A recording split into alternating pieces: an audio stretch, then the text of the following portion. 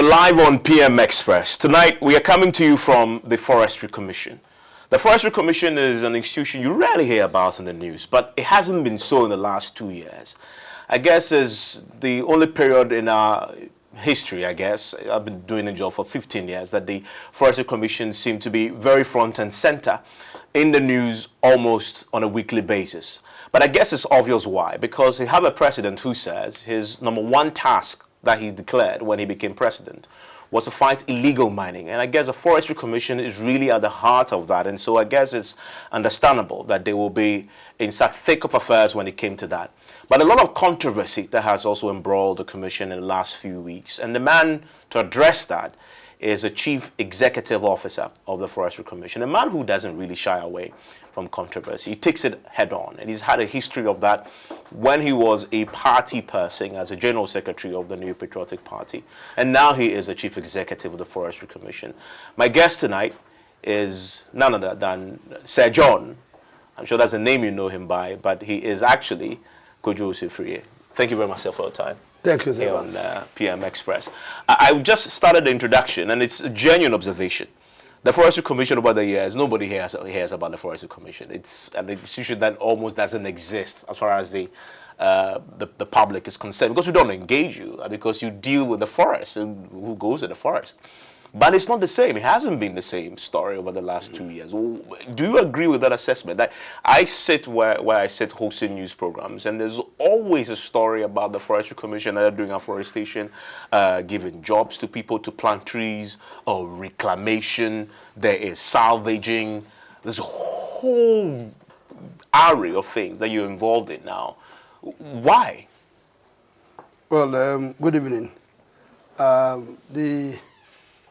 I believe that the Forestry Commission has, over the years, been doing a very good job, wonderful job, to restore the Ghana's degraded forest and its cover. And that is a job that they had been mandated to do, and they are doing that, efficiently.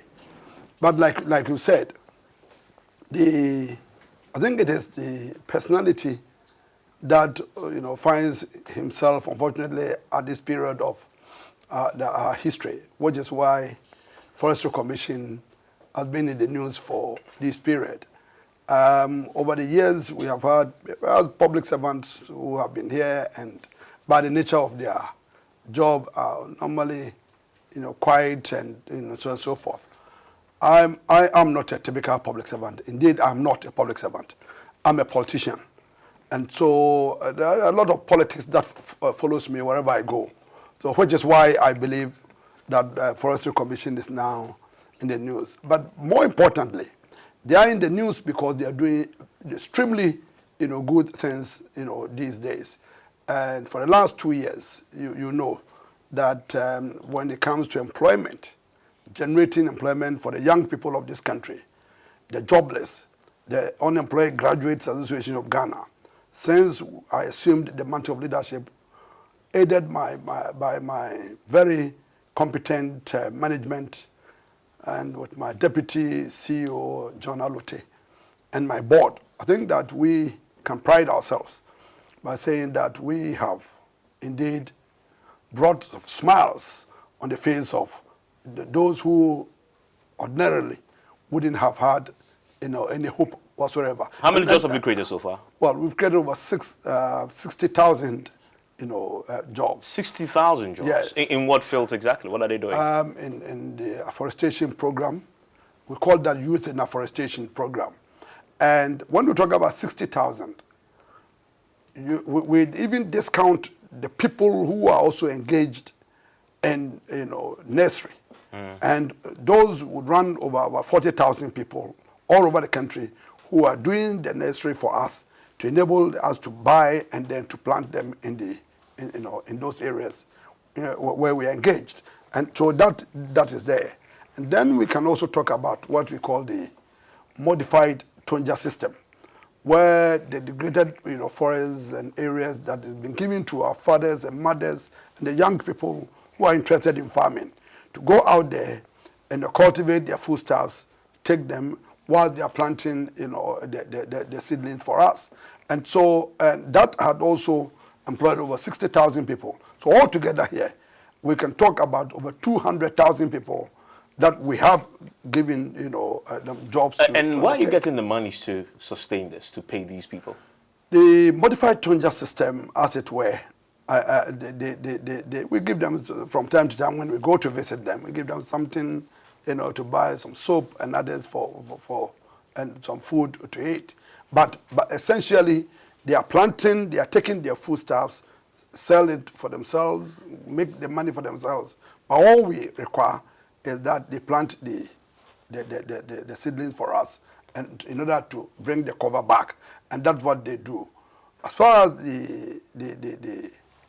those who are engaged in the planting of the trees or the nursery, we have also had some small, money is coming from a program that's called FIP, and then sometimes the Youth in Afforestation program. We had budgeted for, some money to go to such people, and we can always pride ourselves in. This year alone, last year alone, we planted about 10 million seedlings, trees all over the country, 10 million, that are doing extremely well, and I'm proud to say that indeed it was in the right direction that we employed these young people to undertake that.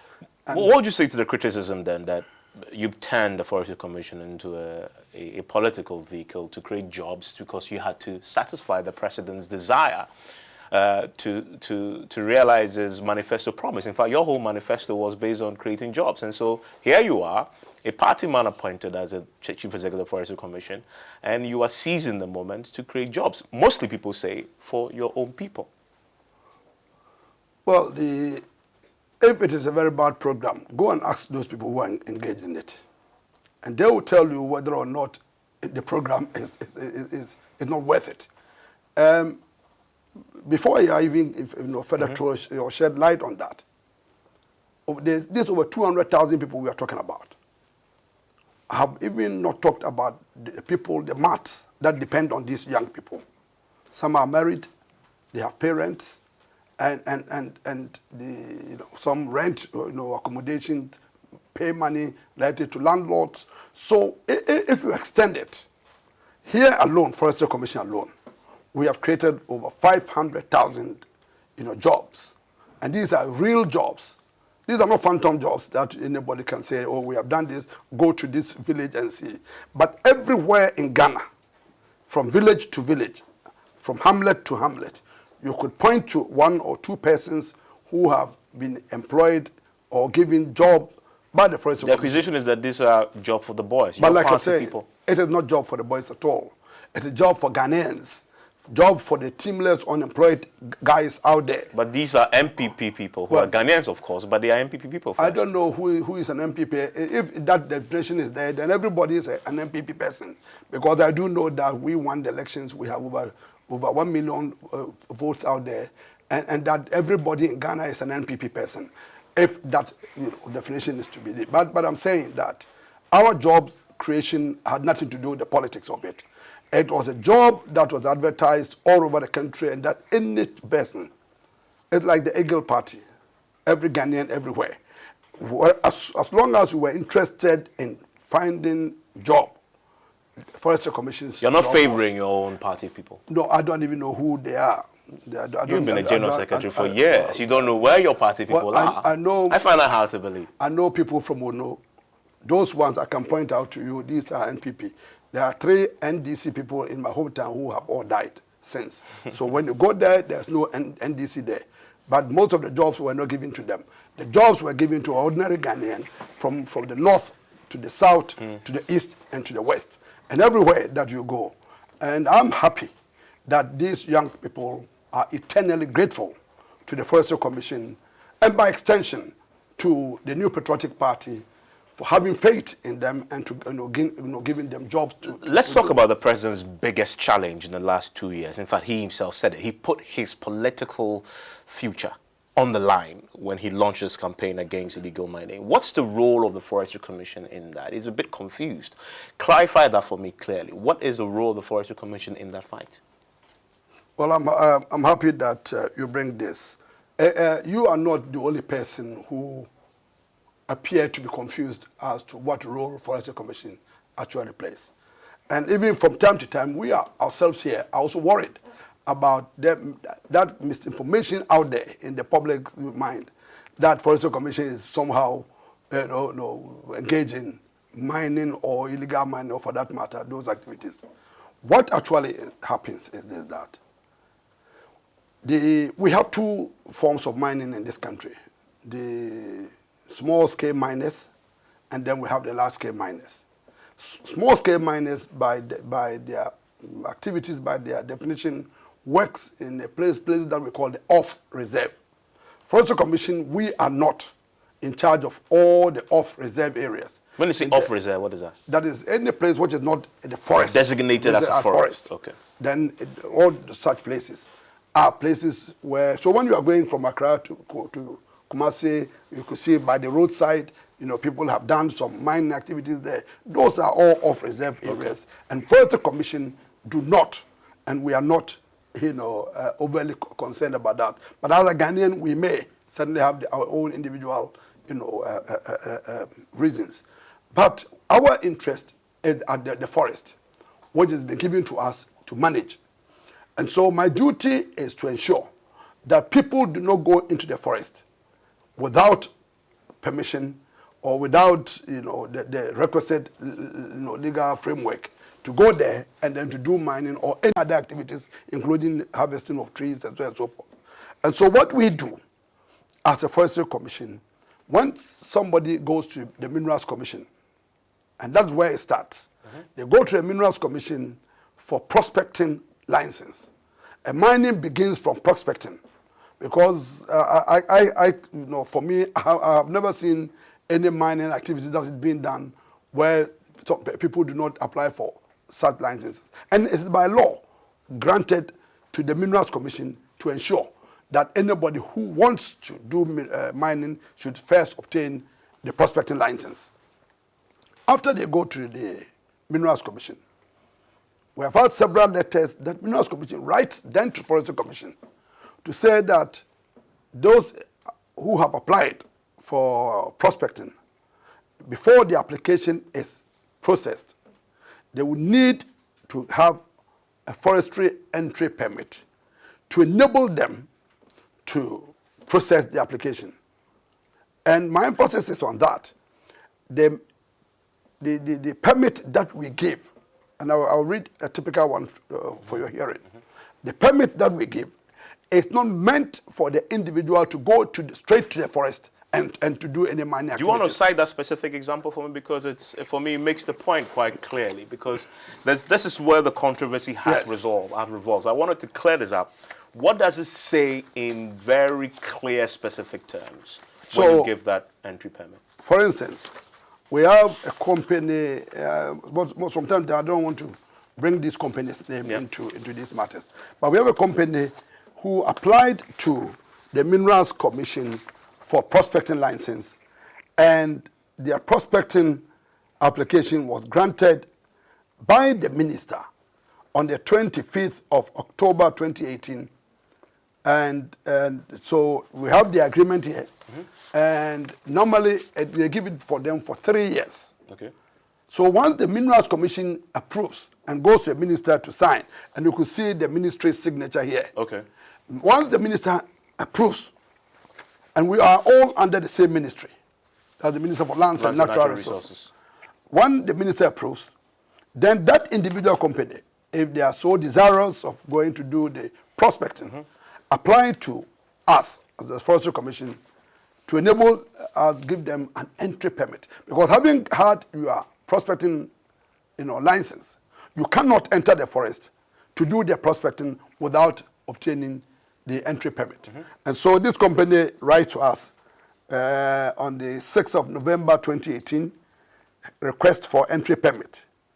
And if I may read, we request for an entry permit into the Pramprama Forest Reserve situated in the Bekwa district of Ashanti region. Attached is a copy of our prospecting license for your perusal and kind attention. counting on your usual cooperation. So that company applies to Forestry Commission, and then on the basis of all, after having perused the available approvals, we then write entry permit for mineral prospecting. And then we refer to the letter from the minister, and then we refer to their approval of the entry permit. And then we say that they wish to inform you that the chief executive has granted entry permit to enable you carry out gold and or prospecting activities in that forest. And then we go on to say the do's and the don'ts, what you can do, what you cannot do.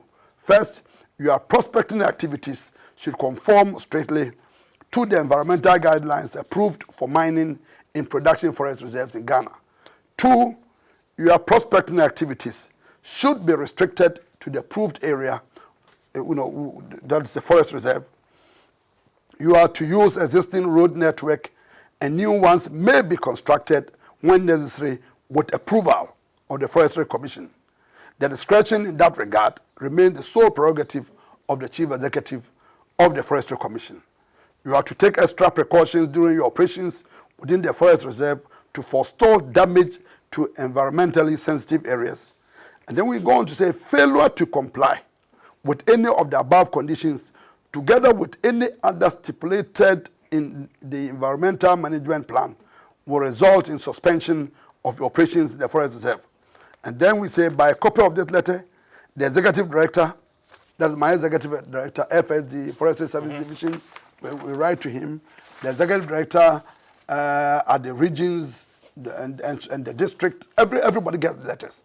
And then we say that the validity of this entry permit is strictly contingent upon the company's fulfillment of all statutory regulations and permits from 1, Minerals Commission, 2, Environmental Protection Agency, Water Resources Commission, and other relevant institutions pertaining to mining and or prospecting. I see. So that is very clear terms. Forestry Commission at no point in time do we, as it were, begin the process of getting anything. And that's what we need to be interrogating, because my colleagues who have been traveling across the country trying to verify this with the Interministerial Task Force, they found evidence of people who, when you interrogate them, they only show you entry permit from your good selves here at the Forestry Commission. Stay with us here on PMS. We'll take a short break. We'll return. We'll interrogate what we just heard from the Chief Executive Officer.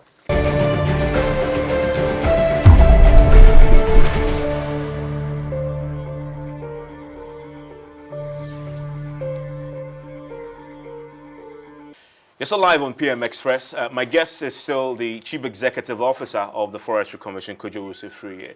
Mr. Afrikye, before I went for that break, you just walked us through the role you play in the, licensing regime before somebody can go and prospect for gold or whatever it is that may be in the ground.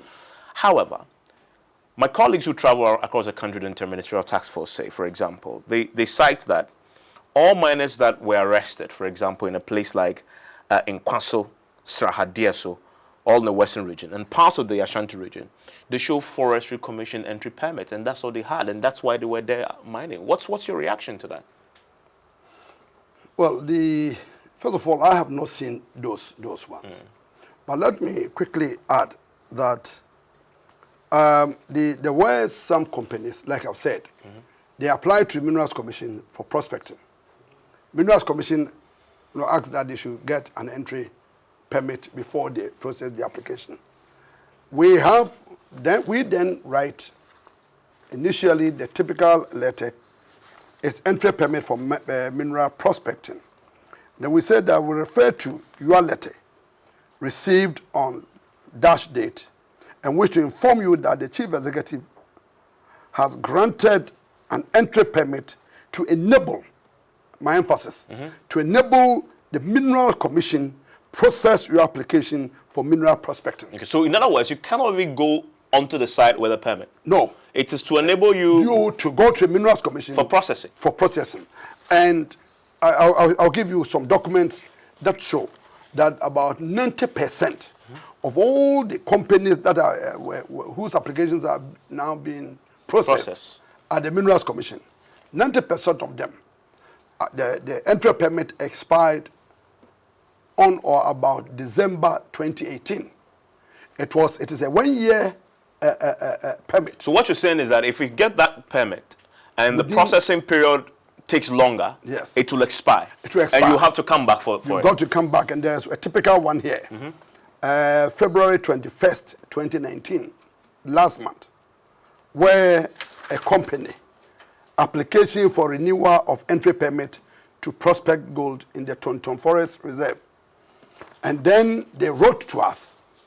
So this is my response. Dear sir, we have received an application. We wrote to the Minerals Commission, the Chief Executive Officer, Minerals Commission. We have received an application from Messrs. KO Entry Company Limited requesting for renewal of their forest entry permit to enable the company conduct prospecting activities in Tonton Forest. We write to inform you that Forestry Commission has no objection to the applicant's request.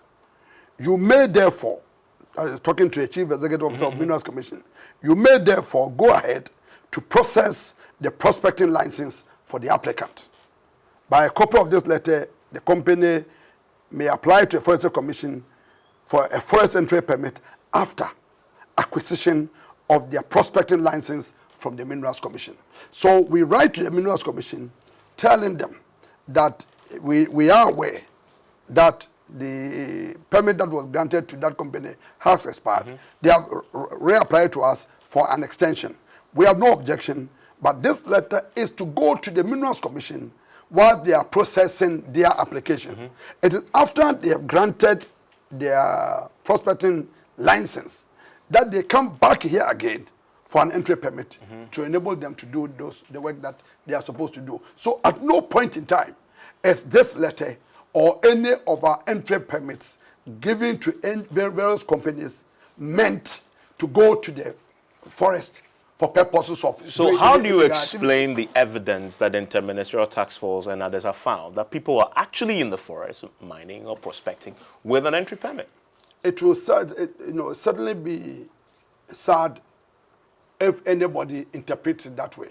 But the point is this, that we have granted about 36 entry permits. Since you took power? Since you took office? I don't know how many have been arrested holding onto that said entry permit. You are talking about 2 or 3 people. Yeah, but 2 or 3 people is still enough. No, but I'm saying that the majority of people that have been arrested had been arrested doing illegal activities in the forest without any entry permit. So it is not the entry permit that enables people to go and do illegal. But my follow-up question is, once you give the entry permit, what is the monitoring mechanism to ensure that the terms of that permit are adhered to strictly? What we do, we have our men on the ground, and I can give you examples of people that we ourselves have arrested doing illegal activities in the forest. We have arrested several people. These are companies? Companies, individuals, and had them prosecuted successfully. And we can give you, such reports. Several people have been arrested by my own people, Forestry Commission staff, all because they have entered our forest and are doing illegal activities over there. Here are some of them. On the 19th of October 2018, 3 Ghanaians were arrested using the basic tools for purposes of illegal mining activities. They were arrested by Forestry Services staff. They were given 6 months imprisonment by the courts. In 2017, 2 Ghanaians were also fined 3,600 Ghana cedis, arrest made by our good selves. On the some 5 Chinese, 3 Ghanaians were arrested with 2 excavators. Court discharged the accused persons and asked them to sign a bond after the prosecution. And that was an illegal matter, and that's a matter for the court. And then we had 3 Chinese arrested with 1 excavator, they were fined, and they asked to reclaim the area. All these, and so on and so forth. We have several of such arrests being made by Forestry Commission, not by any other person. I see you mentioned the word reclamation. That in itself has become very controversial now. Recently, your men supported by the military, clashed with the Interministerial Task Force in The Apram Forest Yes. Reserve. Your men and the others of the military, involved, supported by the military, arrested some of these guys. I thought you guys worked together. What happened there? We do work together, and we have records of the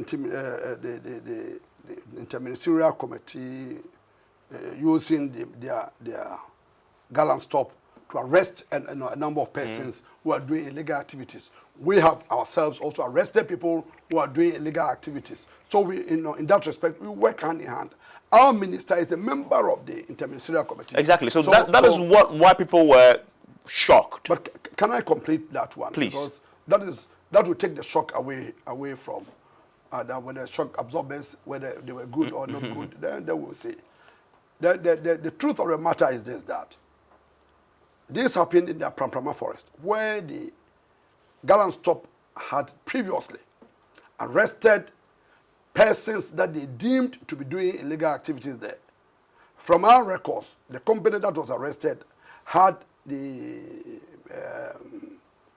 prospecting license granted by the Minerals Commission and signed, approved by our minister. And we had granted that company an entry permit to go there.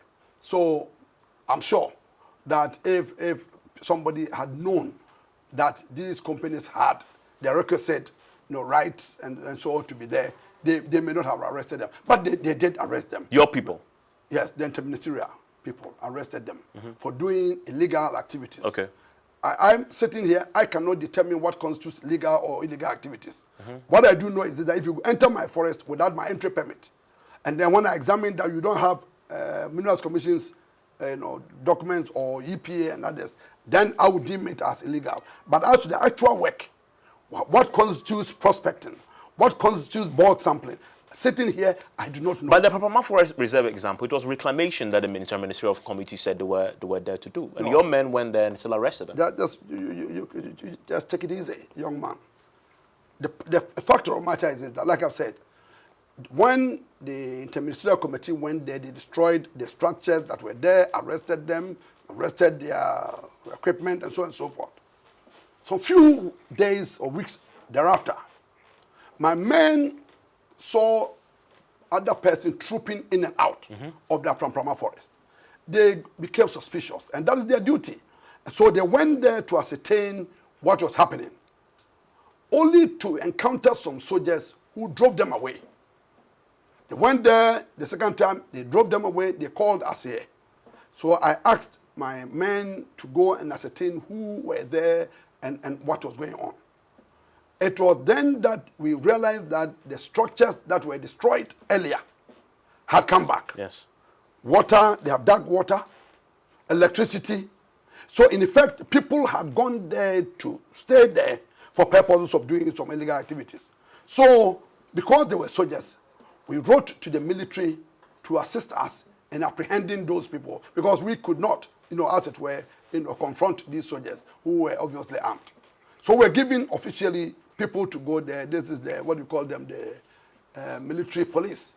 So they went there and arrested these guys, handcuffed them, and then the civilians there were also arrested and given to Jacobu police, for purpose of prosecution.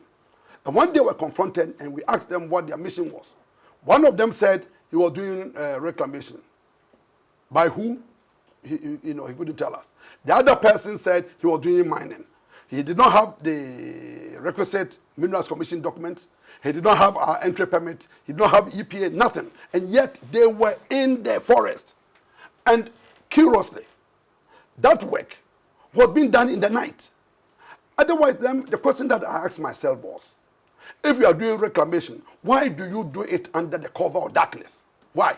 If you are doing mining, the proper, lawfully mined activities, why do you want to do it in the night with electricity, with water, and everything? So in effect, those people had gone there to stay. We arrested them, and then the rest is history. Even as we speak today, those same group are still in the forest doing illegal activities. But they went there with journalists because they told us that they were part of the interministerial task force sent there to reclaim. Did you check that to see if that story checked out? Look, if you are doing reclamation, obviously the Forestry Commission, that is my forest. I should know. You didn't know?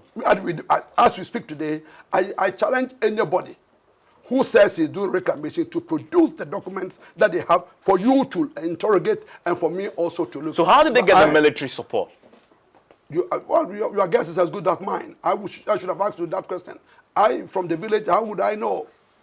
From Wono. But you said these people were arrested, and yet you said now that they are still in some other forest doing the same thing. The same forest. How were they released then? The same forest. How were they released? Somebody with authority higher than mine, I'm sure, ranked whoever they wanted to rank. And released them. And said that these were interministerial soldiers or whatever they call them, and that they were there. But the point is, why are they protecting people from doing what? So, isn't that the truth then, that they are interministerial people that you arrested? That is not the government of the case. The government of the issue is, what are they doing there? No, but... And whoever is working, why do they need the protection of soldiers? Why? Because they're doing reclamation. So everybody who does reclamation in this country wants the protection of soldiers? Is that what you are saying? But what you just said is that somebody higher than you undermined your authority. No, I've never used the word undermine. But somebody. These are your words. No, the words you use is that somebody higher authority had asked that they're doing reclamation, so they let them go. But that's not to say that they undermine him out. You didn't feel undermined.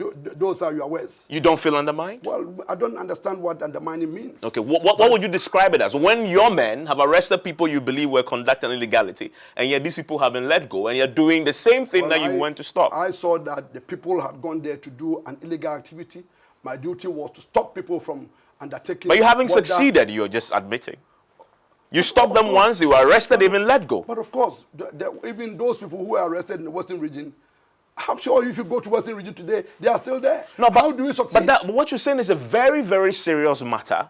You, the chief executive of the Forestry Commission, in whose hands the people have entrusted the responsibility of protecting our forest, go in there to do exactly what we've mandated you to do, with the support of the military. These people are arrested, put behind bars for a while, possibly charged, and yet they are out because somebody in higher authority made a call. They were not charged. They were not put behind bars. The civilians were arrested. We put them before the civilian courts. Soldiers, I do not have the power to put them before the civilian courts. But somebody with higher authority overruled that. Who that person is? Have you found out who that person is? Well, I thought that you are a journalist and having given you this. You want us to do so? You do so on my behalf, and I'll gladly, be What's your grateful to suspicion? I don't have any suspicions. I'm from the village. Who am I to have suspicions? But you are, Sir John, yes, a very powerful person in this government. I'm not. You are. I am not. You have strong links in I'm this your humble administration. servant. And I put it to you that you know the person, but you're not. You don't want to. No, you don't want to ruffle feathers, and so you won't tell us. You know me. I say it as it is. If I knew whoever was doing that, it's very simple for me to say it. The people are still destroying your forests. You haven't bothered to find out who that higher authority is. Which is why, Evans, when people are claiming that you need Forestry Commission's entry permit to go and do galamsey, with respect, it doesn't make sense. So, because the people who are there now do not have Forestry Commission's entry permit. So why are they there? But who allowed them to be there? Your guess is as good as mine. No, but my guess cannot be as good as yours. You are the chief executive officer. Your guess should be the final guess, not as good as mine. Well, I don't know about that. I thought that we are all in it together. We are in it together, but you are close with the authority. But you also do, which is why your people always accompany them to go there and then to file reports. That is why we expose when we can. But what you're telling me is that forest that you so love, that you want to protect, is still currently being destroyed. Yes. Because those people are covered by people more stronger and powerful than you are. Well, you see, your words are very strong, and I do not know whether your word you use is that a higher authority. Apart from His Excellency the President. But you use the word higher authority. That's your own word. Yes. That's exactly. So the person is higher authority. But I've never said I'm being undermined or that I'm not up to the task. We will go there. You wait and see what happens. Maybe the question I need to ask, what is it that you're doing about this higher authority? I want to know who that person is first. It's been almost a month now since that incident happened. Oh, really? I have not checked the date, but I will check. We'll get there. What are you doing to know who this higher authority is? We'll get there. We'll put a lot of things down. Have you spoken to the president? Because this is No, but this goes to the president's eye. No, yes, I agree. Right? But to say that you've spoken to the president, there are things that merit the attention of the president. There are things This that does not. But this one, my minister is aware. He's aware. I've spoken to my minister about that. And what is he doing my minister about is it? aware of that. Has he assured you he will look into it? I think that he traveled and he just arrived yesterday or thereabout. So let's see what happens. But my minister is aware. You know, I respect the institution, so I move from point to point. When I have a problem here, I go to my minister and inform my minister. And I know you are a straight shooter. Let me ask you this straight up. That in this illegal mining thing that the president has been fighting, the reason why it's been difficult to stop it, John Mahama tried, the president before him tried. And Nado, of course, is trying. We have succeeded. Well, the reason why it's been tough to kill it is because of the political powers involved. True or false? False. That no political powers at play? False. The fact of the matter is this, that people will continue to engage in illegal activity. It's like crime generally, all over. There suddenly will be crime. We have police, we have the what you IGP, just said is a everybody. contradiction of your own Oh, observation. really? It's not. The higher power is not a political power. But when you talk about, you are talking about how many people doing illegal activities in this country. I We're don't talking about over maybe 5 or 6, as you mentioned. And we talk about one, and you want to generalize the one and say that it goes. Is the Panama Forest Reserve the only forest reserve you've observed that people are operating there and they seem to have some cover? Yes. That's the only place? That's the only place. Okay. But then that makes it easier for you to deal with because And you that can is why- isolate the situation. And that's why it's been a month more than that. And that's you why haven't fixed it. I've spoken with my minister about that. Okay. And what did he say to you specifically? Well, I'm sure that he's a very strong man, and he will get to the bottom of it. It appears Get that back in to the case of the Panama Forest Reserve, your hands are tied. No, really. I've never had my hands tied. As you could see, my hands are always frontal. Nobody can get my hands tied at my back. Because you've turned to your minister for help. Of course, because that is where I should go. That's the point I'm making. Because at this Forestry Commission level, your hands are tied. So the minister has to step in on your behalf. No, not at all. When I had my free hands, what I need is another hand that will also support the enterprise, which is why I go to my minister. So tell me something. There's something about the Forest Reserve that I checked before I came here. And I've noticed that currently the EPA figures show that 47 forest reserves across the country have been given out for mining. Why? That's not true. Whoever gave you that information is completely, being mischievous. What is the facts from your point of view? The fact of the matter is this, that those companies, like I intimated earlier, were people that had applied to the Forestry Commission to enable them process their application at the Minerals Commission. It is not people who had been approved by the Minerals Commission to go and do mining. The only companies that have been approved of the 47 that you mentioned are just about 3 companies. Approved to do actual... approved to do prospecting. Prospecting. And in the Forest Reserve. In the Forest Reserve. And let me also add that at no point in time is it illegal to mine in the Forest Reserve. Let me give you companies that are already doing mining in the Forest Reserve. I'm sure you have the examples, but it goes to the question of why must you be mining in the Forest Reserve? Well, that is not for me to determine, because as long as in Ghana, mining had not been banned either by a constitution or as a country, whether we have said we don't do mining at all, then I need clear guidelines on that. But as long as mining is permitted in this country, and mining, some are done off reserve, and the large-scale mining is done in the forest. So those who apply to do mining, especially large-scale miners, are always in the forest reserve, or most invariably in the forest reserve. And so until that decision is taken, that we will never allow any mining activity in the forest reserve, in the forest reserve, then I need to be informed. Because, look, like I was telling you, we have Chirano, it's a company that is doing mining in the forest reserve. Newmont, Ghana, you know them. They are in the forest. So, I can give you so many companies that are doing in the forest. mining Is a in forest the forest reserve? Okay. They are doing mining in the forest reserve, and everybody knows about them, and nobody is complaining. What is forest reserve according to the Forestry Commission's definition? What is it? When you say forest reserve, what is it? Well, the definition, the classical definition is the forest with a number of trees, a number of cover, and so on and so forth. There, but I cannot give you that number yet. No problem. But everybody, I think it's what is a forest reserve? the countries have reserved areas that we say, for instance, there's a no-go area, and so we should reserve it for the country in order to protect all of us. You know, so we have several forests in the country. Not every forest that that's called. So forest. my question: no-go area, and yet you've approved, together with the other institutions, for people to go there and mine. Do you know this place at Eastern Region, Atiwa Forest? Yes. It's a GSBA. Yes. And It's a no-go yet the area. president, in one of his speeches, announced that we're going to be bauxite, prospecting and mining bauxite. So like I'm saying, that as long as... But isn't that a contradiction of the definition that the Forestry Commission just gave me? It is not. Which is that it's a no-go area. No, it is not, because when the country... No-go area for me in my Saito language means no-go Yes, area. when the country takes the decision that, yes, this is a GSBA, but in spite of that, we want to reconvert it, it is not for me. You to support determine that. As a boss of the Forestry Commission, your primary job is to protect the forest. And yet the forest reserve, designated rightly so, no-go area, is people are mining there. You support that. There is a policy. We can only give 2% of the forest reserve for purposes of mining. Okay. We can only give 2% of our forest cover.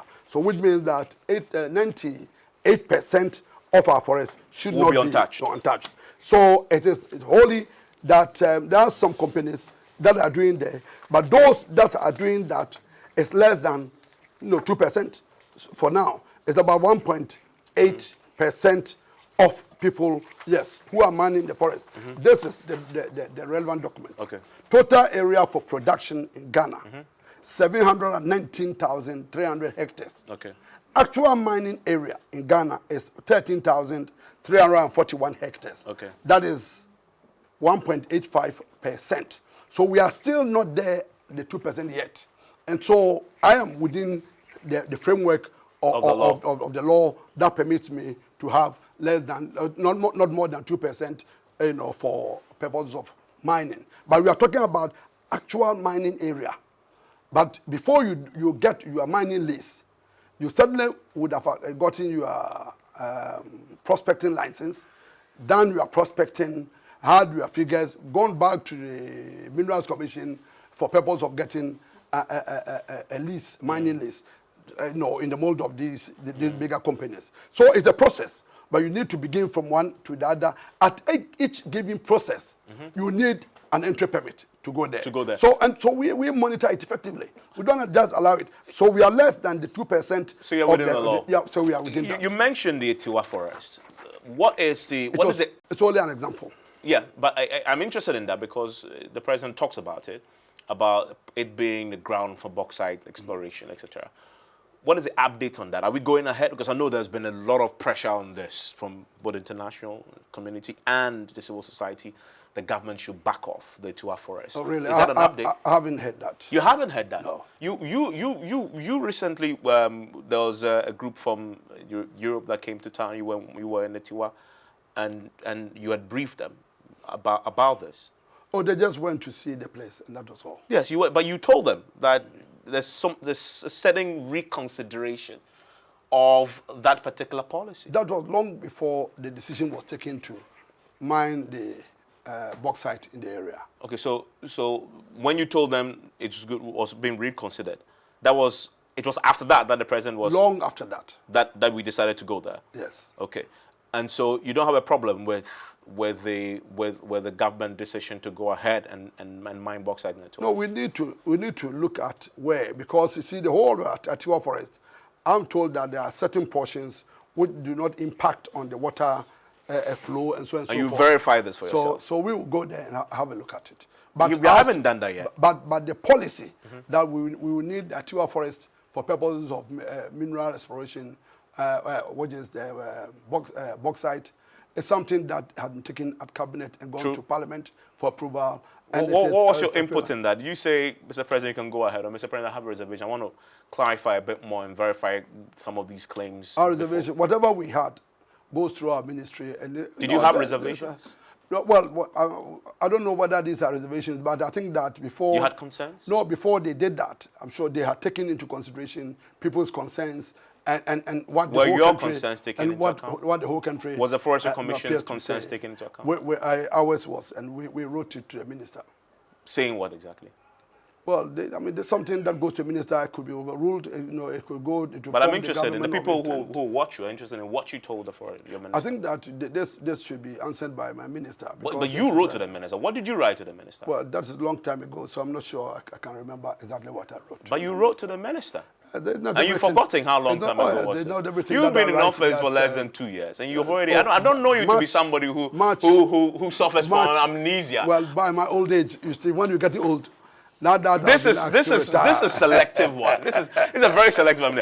By the way, this is Kwadwo Owusu Afrikye, Chief Executive Officer of the Forestry Commission. When we return from this quick break, we will deal with the Rosewood controversy, because it's one of those other ones that has been in the news now for some time. And his minority colleagues in Parliament accuse him of giving people cover to harvest rosewood against the law. In fact, there is a Mines and Energy Committee report on this that recommends that all forms of harvesting, even salvaging, should stop. And so why is there evidence still that this is still happening? We'll speak to the Chief Executive about that when we return. And obviously, we'll end also by talking about his own vision for this place. What does he want the Forestry Commission to look like when he leaves office? Stay with us on PM Express.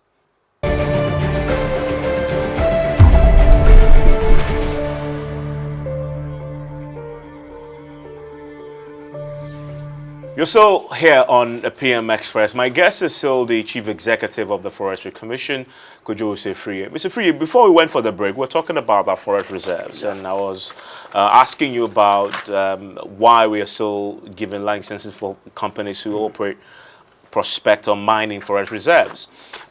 Just a final one on that. The Forestry Commission should be, even if they're in the face of government policy, people would say, should be an institution that is standing up for the forest and saying if it's a no-go area, it should be a no-go area. You may be overruled, but at least you should stand your ground. I don't know whether this is something that your commission is pushing. Well,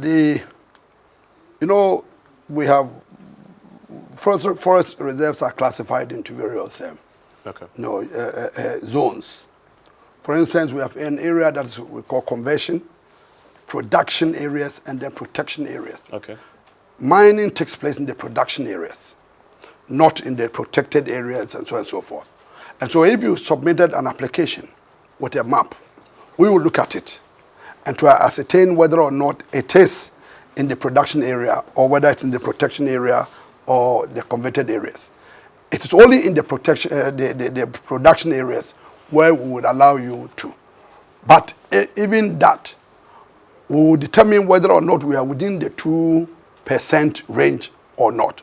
If we are within that range, the 2%, we will not, allow anybody, even, an entry permit to do that. And once we don't, Minerals Commission can grant you the prospecting license, but you cannot go there because our guys will be there to examine your documents. And if you don't have an entry permit, they will just, ward you off. So it is there under very strict, supervision. We don't just go to bed and sleep, as some people put it, or they see no evil, hear no evil. Forestry Commission, we see evil, we hear evil, and we are just there to protect. Some may dispute that phrase you just used there because they talk about rosewood, and the Forestry Commission has been accused of turning a blind eye.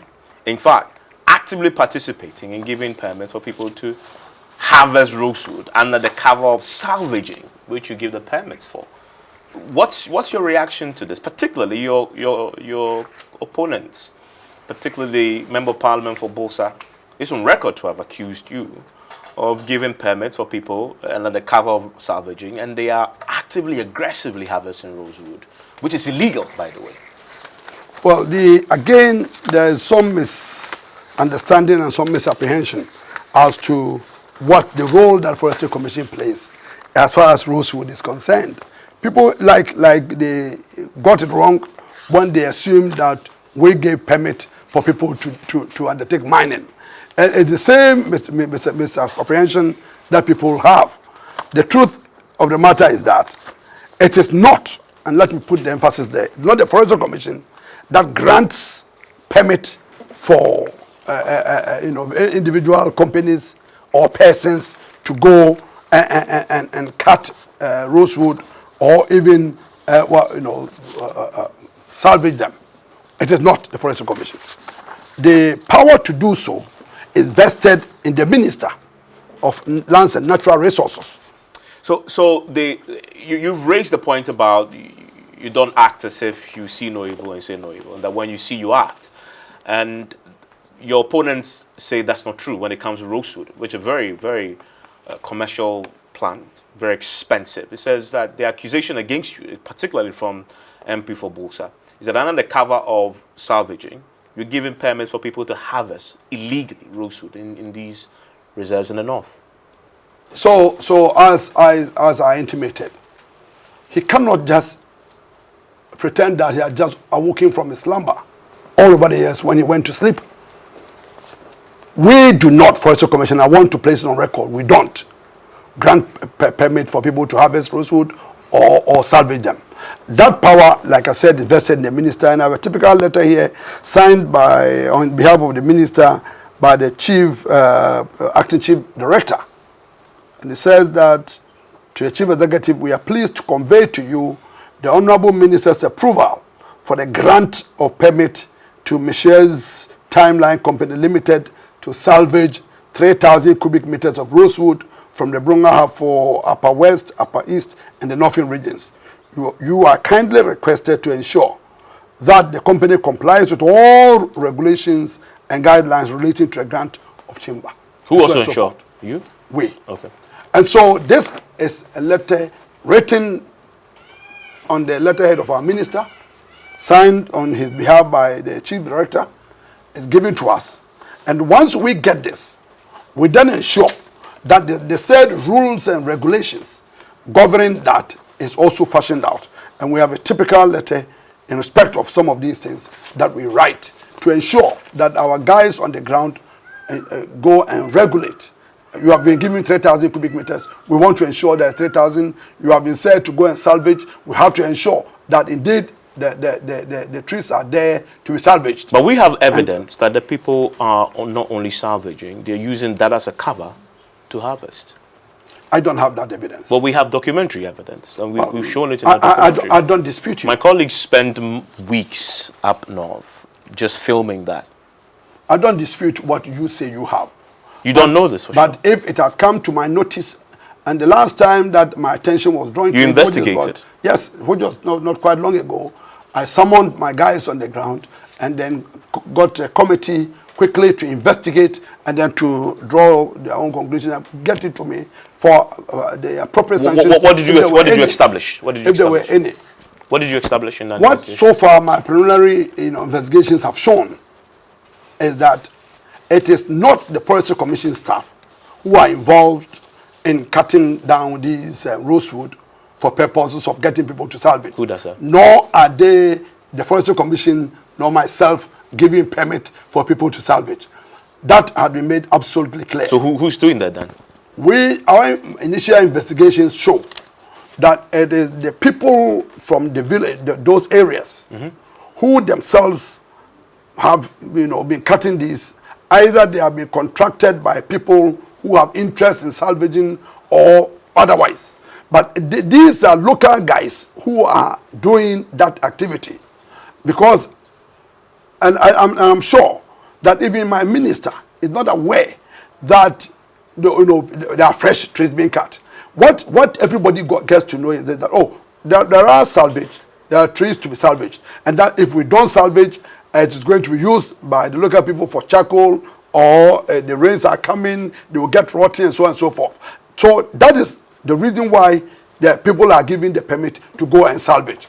But now that we do know that there is some truth in the fact that people are also cutting them afresh, then we'll have to get to the bottom of that. Okay. Because before you salvage, it presupposes that something is on the ground. Yes. Or either somebody did, or the person who has the permit, or whoever. may have cut it down. So what are you doing about that? Because if it's not down, it cannot be salvaged. So what are you doing about that? Well, what I'm going to do is to give my minister this information, and for the minister to take that decision whether to stop it altogether, to ban it. What will you recommend the minister do specifically on that problem?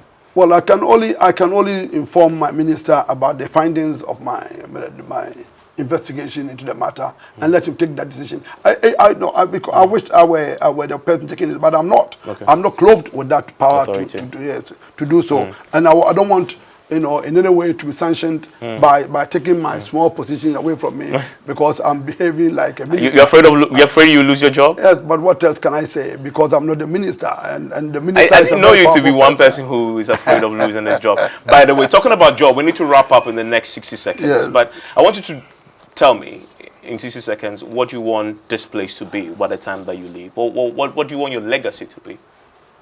Well, first of all, we have a lot of degradation out there. And I want to leave the Forestry Commission leaving a legacy of having planted these trees back and having made Ghana green again, and to put smiles on all of us, because trees help all of us to live and live very well. So I want to be remembered for that. So far, we've done 10 million trees.